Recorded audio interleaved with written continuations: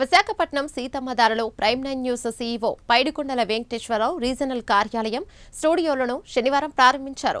ప్రజా సమస్యలకు గొంతుకగా మారిన ప్రైమ్ 9 న్యూస్ ఛానల్ నిరంతరం సామాన్యుల అభ్యున్నతికి పాటుపడాలని సీఈఓ ఉత్తరాంధ్ర ప్రతినిధులకు సూచించారు. ఈ కార్యక్రమంలో Prime 9 News vice president Paidikondala Lakshminarayana, associate editor Vasukanna, CGM Devarao, Uttarandhra staff రిపోర్టర్లు, నియోజకవర్గాల రిపోర్టర్లు, మార్కెటింగ్ ప్రతినిధులు పాల్గొన్నారు.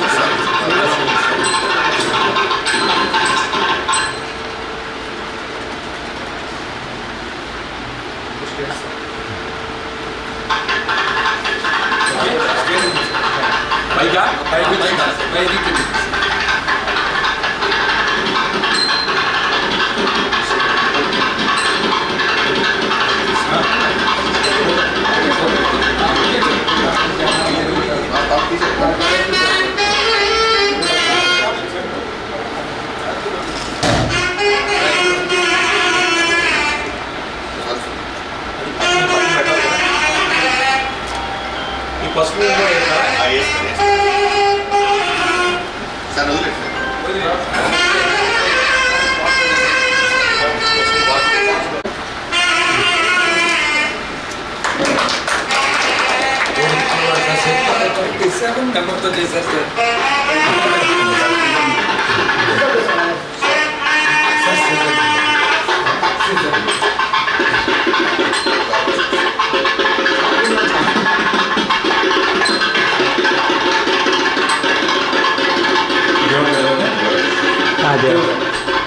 దేవుడి సార్ దండం పెట్టి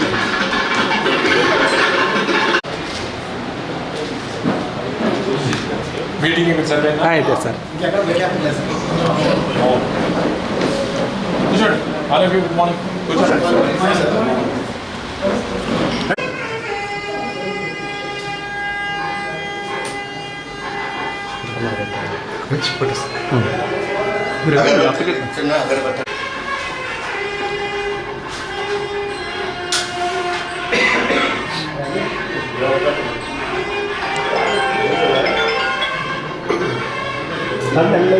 లైట్ అన్నీ సార్ ఇక్కడ ఇంకా లైట్ అన్ని లైట్లు లైట్ అన్ని లైట్ గురుదేవు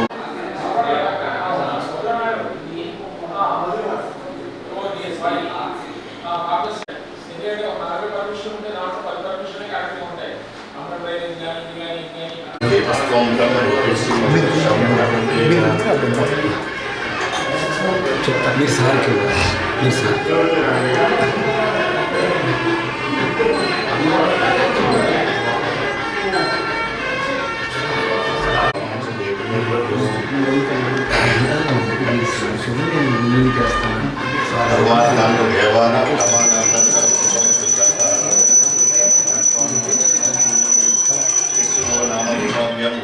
सर्वमंगलम तयो स्वस्कर्णात्मक सर्वतो जीवनकलम नावेस्ते संतुष्टे संतुष्टेषां फलभव देशाभि जीवनस्य पूर्णेस्तो जनार्दन पापदामपहर्तारं धातारं सर्वसम्पदां भोगाभिलाषं श्रीरामं जीवनमभ्यं सर्वमङ्गलमाङ्गल्ये शिवे सर्वार्थसाधिके शरण्ये त्र्यम्बके नारायणी नमोस्तुते।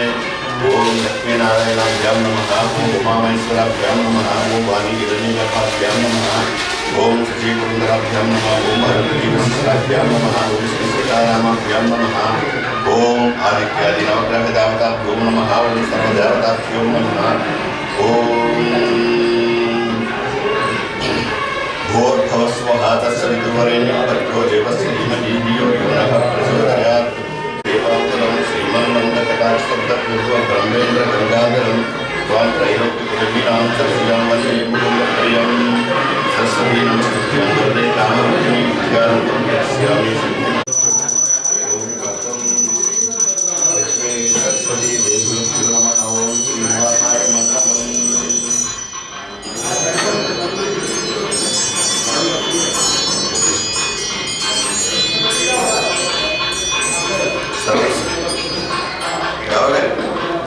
సేవగారి మాట్లాడుతున్నా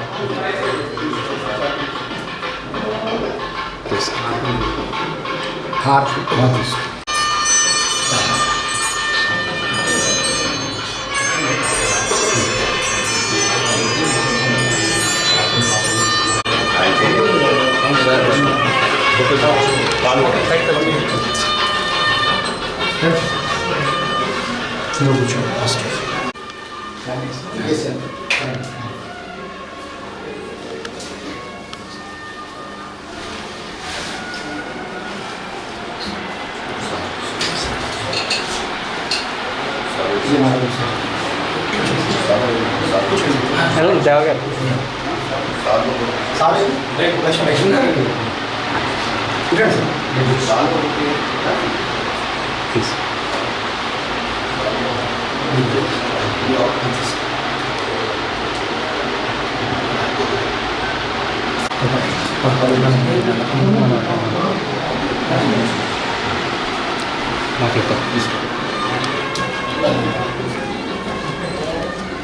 మనం ఈ కార్నర్కి వెళ్దాం. ఈ కార్నర్ పెట్టుకుంటే సార్ అలా మూవ్ అయిపోతాం. స్పేస్ లేకపోతే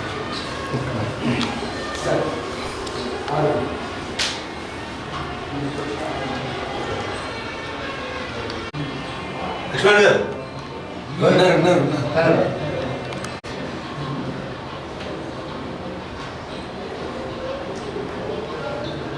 థ్యాంక్ యూ అండి. ఆఫీస్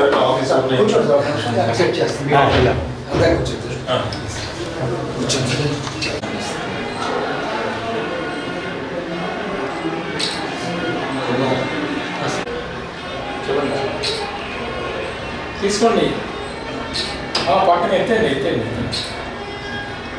ఇవాళ ఇక్కడ ఆఫీసు ప్రారంభించుకోవడం, అది కూడా గౌరవనీయ సీఓ గారు రావు చేతిలో ప్రారంభించుకోవడం చాలా ఆనందంగా ఉంది. సార్ నేను విన్నప్పుడు ముందే నాకు ఫస్ట్ చెప్పడం జరిగింది, మనం మంచి ఆఫీస్ పెట్టాలి, వాసు స్టూడియో పెట్టాలి, వైజాగ్ మనం చాలా చేంజ్ చేయాలన్నారు. కంటెంట్ పరంగా చేంజ్ చేసుకుంటూ వచ్చాం. కానీ మన దేవా గారు ఎంటర్ అయ్యాక ఈ మార్పులను కూడా చేయడం జరిగింది. ఈ ఆఫీస్ పెట్టడానికి ప్రధాన కారణం దేవా గారు, లక్ష్మణ గారు ఇద్దరు కూడా చేయాలని సీఓ గారి ప్రోత్సాహంతో మనకు పెట్టుకోవడం జరిగింది.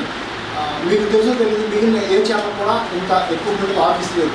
మన స్టూడియో ఉంది, మొత్తం అన్ని ఫెసిలిటీస్తో కూడా మంచి ఆఫీస్ పెట్టగలిగాం. దానికి తగ్గట్టుగా మన కంటెంట్ కూడా ఈ మధ్య మనం బాగా ఉత్తరాంధ్రలో పెంచుకున్నాం. సార్ అభినందన తీసుకోవడం జరిగింది. మరింత మనం కంటెంట్ పెంచి సార్ ఏ విధమైతే మన మీద నమ్మకం పెట్టుకున్నారో దానికి ముందుకెళ్ళేందుకు మీరందరూ సహకరించాలి. ఇప్పుడు మేము చేస్తున్నాం, చూసే ఉంటారు 1 అవర్ లైవ్. ఏ ఛానల్లో కూడా 1 అవర్ టైం ఇచ్చే అవకాశం లేదు. సార్ కనుక చెప్తే ఆ టైంలో కమర్షియల్ అది 50,000 లక్షని ఎంతైనా సార్ నాకు అనవసరం, 1 అవర్ ఆ జనం కోసం లైవ్ కావాలంటున్నారు. అందులో భాగంగా మీరు అందరూ చూశారు. బల్బ్ డ్రగ్ కాడ నుంచి నేను ఇచ్చిన బాక్స్ సైడ్ బాంబు వరకు కూడా సంచలనం అయిపోయింది. బాక్స్ సైడ్ ఇప్పుడంతా కూడా చర్చనీయాంశం మరింది. నేను వచ్చిన ఈ 9 నెలల్లో దాదాపు 10 నుంచి 12 అటువంటి గ్రౌండ్ రిపోర్ట్లు బ్లాస్ట్ చేయడం జరిగింది.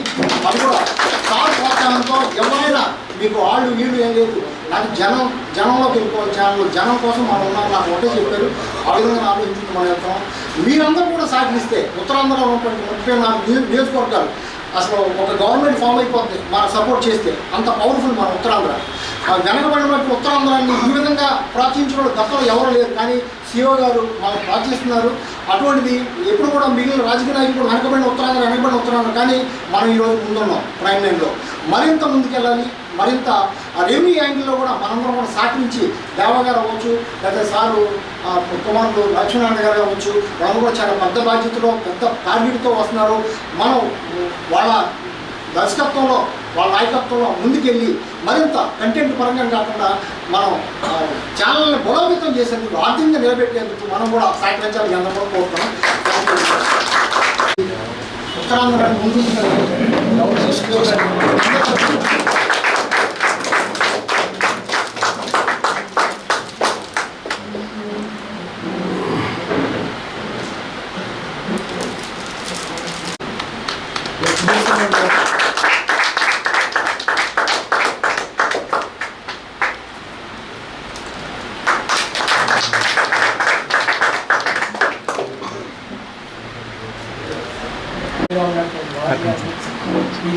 నా తరఫున వాసిగా ఒకసారి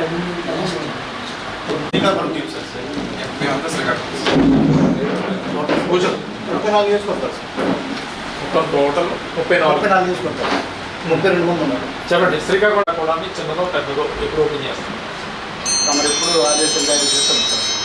నేను ఇప్పుడు ఏమని చెప్తాను, మా బాధ్యత మీరు ఉంటారు. అక్కడ కెమెరా కూడా ఇచ్చాం కదా, పని చేస్తున్నాం చేసి మినిస్టర్ గారు ఓపెన్ చేశారు. నువ్వు ఎవరు ఓపెన్ చేస్తావా? నేను మా ఎమ్మెల్యే అప్పుడు చేస్తే తీసుకెళ్తే మనం గుర్తించారమ్మా. పబ్లిసిటీ ఉండాలి, లేకపోతే అందరూ మీ ఫోటో ఇచ్చుకోండి. అలాగే మీ స్టాఫ్ మీరైతే డైరెక్ట్గా బస్సుగా చూసుకుంటూ వచ్చాను.